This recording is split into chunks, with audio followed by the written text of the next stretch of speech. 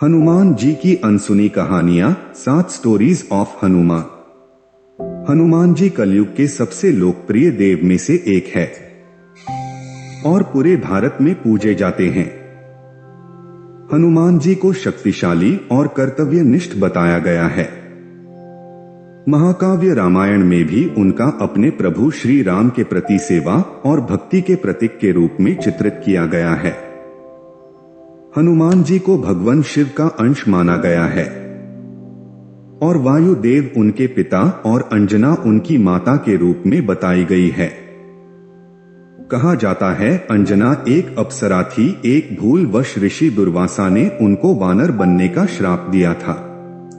अंजना वानर राज गिरज की पुत्री बनी और उनका विवाह सुमेरु पर्वत के वानर राज केसरी से हुआ। इसीलिए हनुमान जी को केसरी नंदन भी कहा जाता है।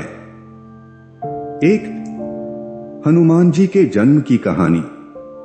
कहा जाता है कि राजा दशरथ ने अपने पुत्रों की प्राप्ति के लिए यज्ञ का आयोजन किया और फिर यज्ञ में से एक फल निकला। उस फल को खाने से पुत्र की प्राप्ति होती। तब तीनों रानियों ने उसमें से फल खाया और बाकी बचा हुआ फल एक पक्षी छीन के ले गया। तब अंजना एक पर्वत पे टहलने निकली और पुत्र प्राप्ति की लालसा कर रही थी। तब वह पक्षी उस पर्वत पर फल फेंक के चला गया। तब वायुदेव ने उस फल को उठाकर अंजना को दे दिया और फिर शिवजी प्रकट हुए और उन्होंने अंजना को निर्देश दिया कि वह इस फल का उपभोग करे। ऐसा करके उन्होंने हनुमान की कल्पना की। वही बचा हुआ फल कैकई के हाथ से पक्षी ने छीना था। अंजना ने वही फल का उपभोग करके हनुमान जी का जन्म हुआ था। इसीलिए श्री राम हनुमान जी को भरत के समान भाई कहते थे। 2. जब हनुमान जी ने सूर्य को निगलने की कोशिश की थी। एक बार हनुमान जी को भूख लगी। उनको आसपास कुछ नहीं दिखा तो हनुमान जी ने सूरज को देखा। हनुमान जी बाला अवस्था में थे। उनको लगा यह एक फल ही है। वह सूरज को निगलने को नजदीक जा रहे थे। जैसे जैसे नजदीक जा रहे थे वैसे वैसे अपना आकार भी बड़ा कर रहे थे। राहु का ध्यान पड़ा कि कोई शक्ति सूरज के नजदीक आ रही है। उन्होंने तुरंत इंद्रदेव से सहायता मांगी। तब इंद्रदेव ने हनुमान जी को रुकने को कहा। हनुमान जी कहाँ मानने वाले थे। तब इंद्र ने वज्र से हनुमान जी पर प्रहार कर दिया। हनुमान जी मूर्छित होकर नीचे गिर गए। यह बात हनुमान जी के पिता पवन देव को पता चली। पवन देव क्रोधित हो उठे। उन्होंने सृष्टि के वायु चक्र की गति को बंध दिया। अचानक से हवा रुक गई और जीवों का दम घुटने लगा। देवताओं को चिंता हुई कि इस प्रकार वायु के थम जाने से तीनों लोकों की गति रुक जाएगी। 3. हनुमान जी की शक्तियां। संकट के समाधान के लिए सारे देवता जाकर पवन देव से इंद्र की किए की क्षमा मांगने लगे। उनको शांत करने के लिए सभी देवताओं ने अपनी अपनी शक्तियां और वरदान देने लगे। जैसे ब्रह्मा ने अमरता का वरदान दिया और कहा वे अपनी इच्छा से अपनी उपस्थिति बदल सकेंगे। सूर्यदेव ने कहा कि वह अपनी ऊर्जा और चमक का एक हिस्सा देंगे और जब चाहें उन्हें वेद का ज्ञान भी सिखाएंगे। वरुण ने कहा कि वह लंबी उम्र के बावजूद वह पानी के प्रभाव से अप्रभावित रहेंगे। यम देवता ने कहा कि उन्हें कभी यमयातना से डरना नहीं पड़ेगा। विश्वकर्मा ने उन्हें वरदान दिया कि उनके द्वारा बनाए गए किसी भी शस्त्र से उन्हें कभी कोई आहत नहीं होगी। कुबेर ने उनकी गदा प्रदान की और युद्ध में विजय बने रहने का आशीर्वाद दिया। इस प्रकार देवताओं द्वारा दी गई शक्तियों से हनुमान जी धन्य धन्य हुए। 4.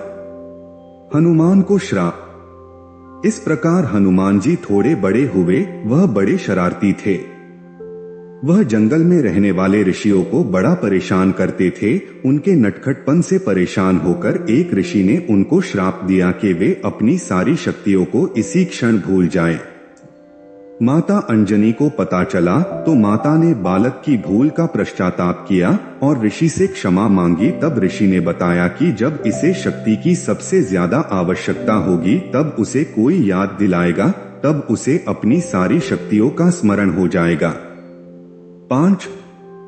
सीता माता की खोज।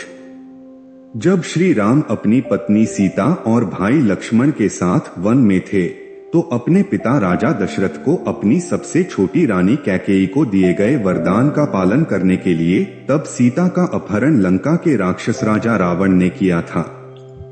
जरूरत के इस समय में हनुमान जी ने श्री राम और लक्ष्मण से मुलाकात की और उन्हें किष्किंधा के निर्वासित राजा सुग्रीव के पास ले गए। श्री राम की मदद से सुग्रीव ने अपने बड़े भाई बाली को मार डाला और किष्किंधा की गद्दी फिर से हासिल कर ली। इसके बदले में सुग्रीव ने श्री राम को सीता को खोजने में मदद का वचन दिया। सीता को खोजने में श्री राम की सहायता करने के लिए सुग्रीव ने भालुओं और बंदरों की फौज उठाई। जब जटायु से पता चला कि रावण ने सीता का अपहरण कर लिया है, जिसका राज्य सागर के पार था, तो सवाल उठ रहा था कि कौन सागर पार कर सकता है और सीता के समाचार और ठिकाने लेकर वापस आ सकता है। तब जाम्बावन भालुओं के राजा ने हनुमान को अपनी विभिन्न शक्तियों की याद दिलाई, जिसे वह ऋषियों के श्राप के कारण भूल गए थे। तब हनुमान जी ने सागर के पार उड़ान भरी, लंका में सीता से मुलाकात की, राम की अंगूठी उन्हें दी और आश्वासन दिया कि राम अपने सैनिकों के साथ आएंगे और रावण को हराने के बाद उसे वापस ले जाएंगे। श्री राम को सीता माता का पता और हाल सुनाने वापस चल दिए। 6. हनुमान जी बूटी लेने गए। श्री राम की इच्छानुसार सागर के उस पार एक सेतु बनाया गया था और राम और रावण के बीच भयंकर युद्ध हुआ था। लड़ाई के दौरान लक्ष्मण मूर्छित हो गए। लक्ष्मण के इलाज के लिए आवश्यक एक विशिष्ट जड़ी बूटी संजीवनी जड़ी बूटी लाने के लिए एक बार फिर हनुमान ने द्रोणाचल पर्वत की ओर उड़ान भरी। पहाड़ पर पहुंचने पर जब हनुमान को विशिष्ट जड़ी बूटी नहीं मिल पाई तो उन्होंने पूरा पर्वत उठा लिया और वापस राम के लिए उड़ान भरी। रास्ते में श्री राम के भाई भरत को लगा कि कोई आकाश मार्ग से विशालकाय दैत्य जा रहा है, तो उन्होंने हनुमान जी पर बाण का प्रहार किया। लेकिन जब भरत को अपनी गलती का एहसास हुआ तो उन्होंने हनुमान जी से क्षमा मांगी और तुरंत जड़ी बूटी लेकर वापस भेज दिया। जहां हनुमान जी ने लक्ष्मण का सफल इलाज करने वाले वैद्य सुशाइन को जड़ी बूटी पहुंचा दी। 7. हनुमान जी की परीक्षा। युद्ध खत्म होने के बाद राम वापस अयोध्या चले गए और राज्यभार संभालने लगे। जंगल में रहने के दौरान उनकी मदद करने वाले हर व्यक्ति को उपयुक्त रूप से पुरस्कारित किया गया, लेकिन श्री राम ने जानबूझकर हनुमान जी को पुरस्कारित नहीं किया। इसके बाद माता सीता ने अपनी कीमती पत्थरों से जुड़ी माला हनुमान जी को भेंट की। हनुमान जी ने उसे खुशी खुशी भेंट स्वीकार कर ली, लेकिन कुछ समय बाद दरबारियों ने देखा कि हनुमान जी एक एक करके अमूल्य पत्थरों को तोड़ रहे थे। दरबारियों ने यह हास्यास्पद कार्य का कारण पूछा। हनुमान जी ने कहा, जिसमें राम नहीं है वह चीज मेरे लिए बेकार है। हालांकि यह इस भौतिकवादी दुनिया में अमूल्य हो सकता है। उनके इस जवाब से चिढ़कर दरबारियों ने उनसे पूछा कि क्या राम उनके दिल में रहते हैं। जब उन्हें सकारात्मक रूप से जवाब मिला तो उन्होंने हनुमान को इसे साबित करने के लिए कहा। हनुमान तुरंत अपने हाथों के नाखूनों से अपनी छाती चिरकर दिखाई और वहां दरबारियों ने प्रभु श्री राम, माता सीता और अन्य भाइयों के साथ अपने दिल में बैठे दिखाया। दरबारी इस कार्य को देखकर हैरान रह गए। तब प्रभु श्री राम उसी वक्त अपने सिंहासन से खड़े हो गए और हनुमान जी को अपने हृदय से लगा लिया। वहां बैठे सारे दरबारियों ने हनुमान जी की निस्वार्थ प्रेम और भक्ति की लोग सराहना करने लगे। कहा जाता है कि जब तक लोगों के होठों पर राम का नाम रहेगा तब तक हनुमान जी पृथ्वी पर जीवित रहेंगे, और यह भी कहा जाता है कि जहां जहां कलयुग में राम कथा होती है वहां स्वयं हनुमान जी विराजमान रहते हैं। जय बजरंग बली, जय हनुमान, जय श्री राम।